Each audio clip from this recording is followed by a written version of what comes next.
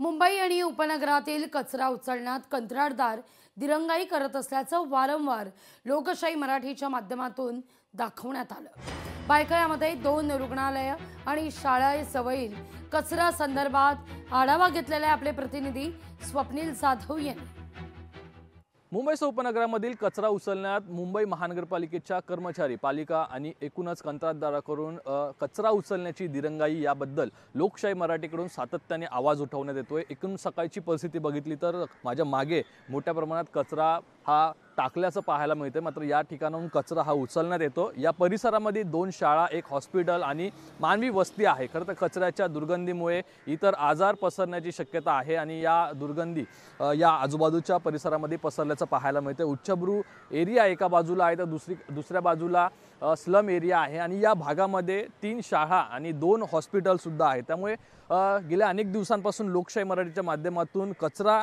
घोटाळा हा मोठ्या प्रमाणात होतो, या संदर्भात प्रश्न विचारण्यात आले होते। याची पालिकेने दखल सुद्धा घेतली। पालिकेकडून यावरती उत्तर सुद्धा समाधानकारक असं दिलेलं नाहीये। कचरा उचलण्यासाठी वापरण्यात येणाऱ्या कचऱ्याच्या गाड्या असतील या सुद्धा नादुरुस्त आणि तुटक्या अशा स्वरूपाच्या आहेत। काही प्रमाणात कंत्राटदारांना कंत्राट वाढवून दिलेले आहेत। नवीन गाडी कंत्राटदार घेत नाही तोपर्यंत या गाड्या वापराव्या लागतात, अशा प्रकारचा नाराजीचा सूर हा पालिकेच्या अधिकाऱ्यांकडे पाहायला मिळाला। मात्र यावरती कोणतंही ठोस उत्तर हे पालिकेकडून देण्यात आलेलं नाहीये। मात्र कचरा जो खरं तर लवकरात लवकर उचलला गेला पाहिजे तो अद्यापही उचलला गेलेला नाही। यामुळे या स्थानिक नागरिकांमध्ये सुद्धा या ठिकाणी दुर्गंधी पसरल्यामुळे आजारांचं प्रमाण वाढताना पाहायला मिळतंय। कॅमेरा पर्सन निकेश मोरेसह स्वप्नील जाधव, लोकशाही मराठी, मुंबई।